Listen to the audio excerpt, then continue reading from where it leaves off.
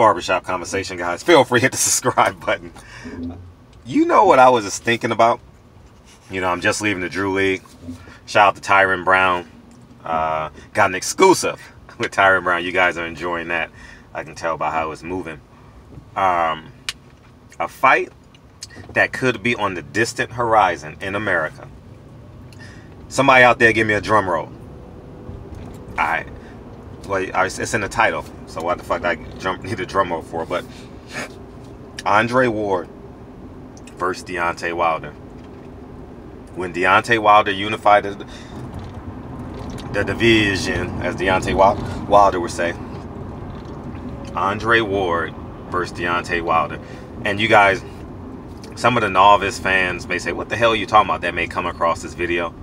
But if you've been listening to Andre Ward the past 2 years, he dreams, especially after the last Kovalev fight. Y'all call me crazy, but I want to be a heavyweight champion of the world. Virgil Hunter looks at me like I'm crazy, but I want to be the heavyweight champion of the world. And we'll see. We'll sit back and we see. And that will be a tough one for me. You guys know how much I love both of these gentlemen. And obviously we'll cover the fight. It will be a dream fight to cover. It wouldn't be a dream fight to see the results. You understand what I'm saying? So, but this is a realistic fight. Give Andre Ward 2 years to fill in to his 210 pounds. They'll be evenly matched in terms of weight. Obviously, no one matches Andre Ward in dog and grit. Well, I shouldn't say dog. Deontay Wilder is a hell of a dog.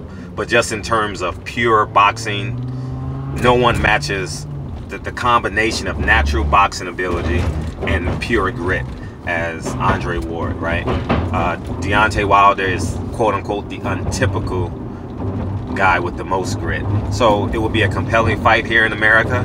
I believe it's a realistic fight. Not immediate, realistically, but I would say when Deontay Wilder knock out Anthony Joshua, I would love to make that fight happen from a promotional standpoint. You know, from a PR standpoint, it makes a lot of sense in the world.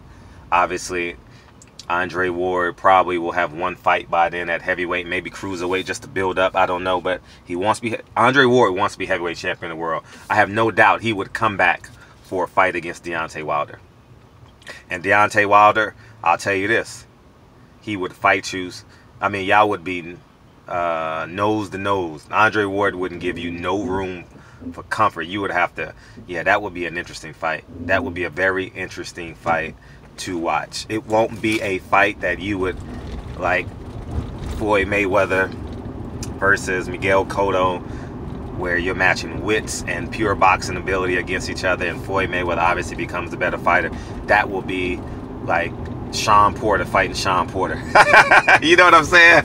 Like, it would be a very compelling fight. And some of you guys, instant reaction would be, oh, Deontay Wilder destroys him. Andre Ward wouldn't allow Deontay Wilder to extend that right hand. You understand? He would find a way to get. He finds a way to get in. So I don't care what nobody say. Oh, he won't be able to get inside on Deontay Wilder. He finds a way to get in. I'm not pumping the fight up, but it was just a thought that I had, being that, you know, the heavyweights are back in mainstream boxing consciousness. But it's an interesting fight.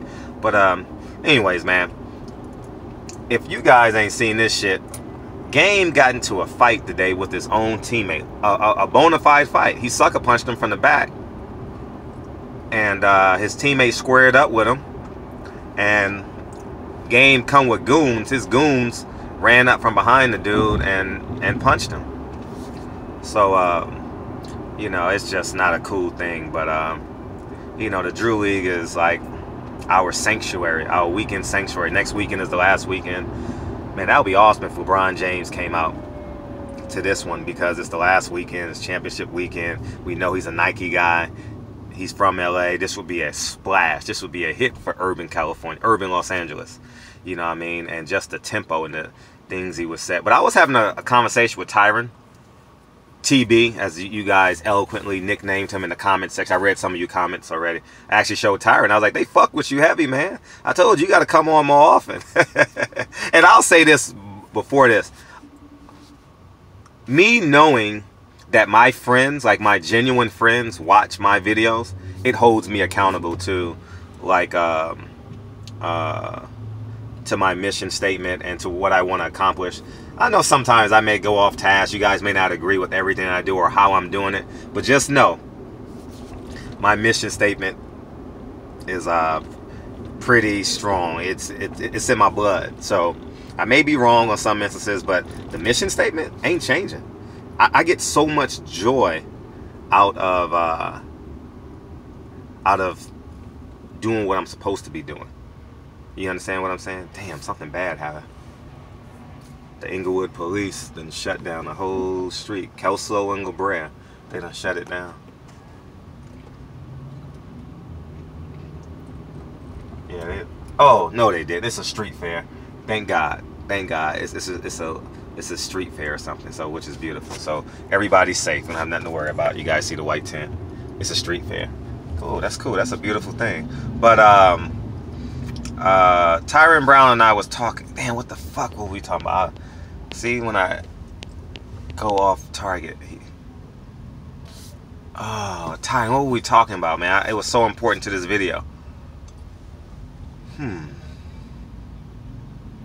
Anyways, I done forgot. I'll come back if I think of it. But we were having a talk about how no matter how far you go in your character, it will catch up with you. No matter what, no matter what we do or how we say it or how we get away, how much millions you get, you can't outrun who you are. I'll say that again. You cannot outrun who you organically is. For all my real G's out there, you can't outrun yourself. So at the end of the day, we watch game. You guys watch with Adrian Broner. You know, I think, see, don't be misled in how I converse with Adrian Broner now. Adrian Broner represents, and I was telling TB this, he represents so many of the people that I grew up in the hood. And when I go to the Drew League, I see these gentlemen, and you know, some of them are still hood ways. Some of them can't find a way, you know. And I think when representations of our culture like Adrian Broner come along, he represents them. And I think his story is relevant to that portion of our culture. You understand? So I go in it with the mind frame, and I know he and I debated on this quite some time about, he said, fuck, I should give up on Adrian Broner, stuff like that. But it's hard when you've been a school teacher for 7 years and you've been programmed, and I've already gotten to the point where my work ethic has put me in a position where I don't, from a need perspective, you understand? So I just really want to get out and save my kings, man. Like, especially my black brothers, man. Like, you guys hear how I interact in normal conversations in between interviews and shit when the camera's still running. That's not an act.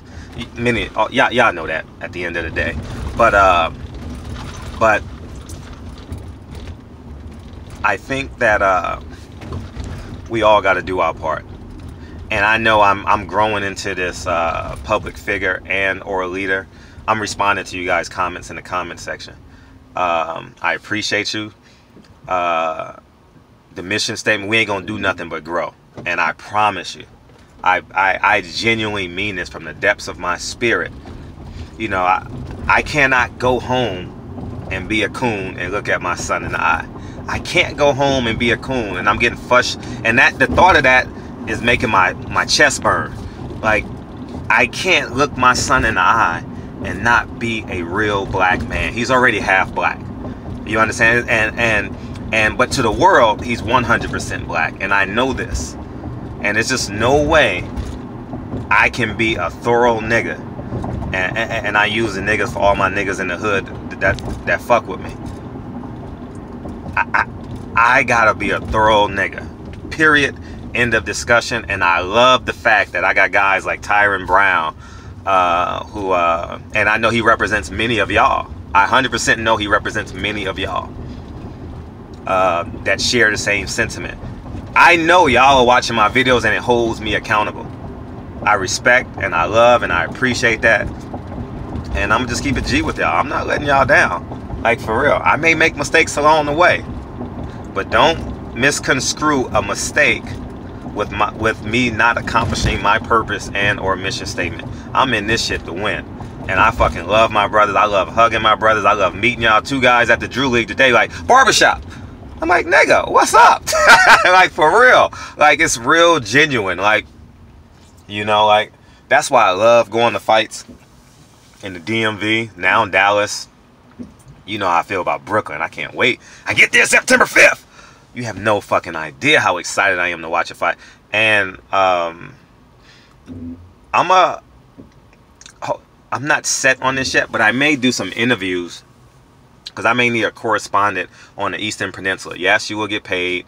And because like the smaller fights that's on the East Coast, I want to start covering those fights. So I'm going to need somebody out there. So email me now. Email me now, fhaw17@gmail. If you can work the Eastern Peninsula for me, that's from like DC all the way up to Atlantic City. You know, that whole Eastern Peninsula. Yes, we'll work out a pay schedule for you and all that. I don't believe in, you know what I mean?